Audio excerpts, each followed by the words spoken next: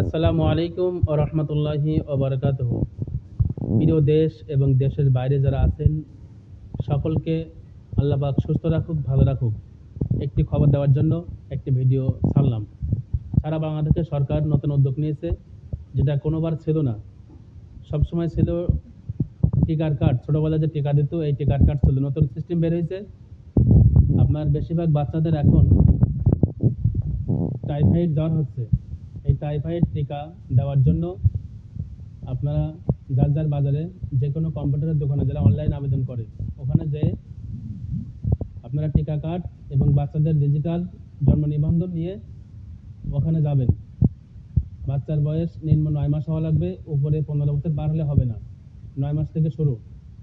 এটা কয়টা ডোজ দেবে এখনো শিওর না, কালকে খবর দিয়েছে। এই জন্য আপনারা অতি দ্রুত বাচ্চার ডিজিটাল জন্ম নিবন্ধন এবং টিকা কার্ড নিয়ে ওখান থেকে একটা আবেদন ফর্ম দেবে, যে কয়টা ডোজ টিকা লাগবে সেই লিস্ট ওখানে উল্লেখ হবে। এটা ছাড়া কিন্তু দেবে না। আর এটা আপনার ইউনিয়ন যারা টিকা দেয় যার যার এলাকায়, তারাই কিন্তু এই টাইফয়েড টিকা দেবে। কারণ টাইফয়েড জ্বরের মাধ্যমে অনেক ক্ষতি হয়ে যায় বাচ্চাদের, অনেকের চুল পড়ে যায়, অনেকের এক সাইড পা সমস্যা হয়ে যায়। এই জন্য সরকার নতুন উদ্যোগ নিয়েছে। আপনারা শেয়ার করবেন এবং যার যার এলাকার বাচ্চাদের বয়স 9 মাস আর 15 বছর পার হলে হবে না, দ্রুতই করবেন ইনশাল্লাহ।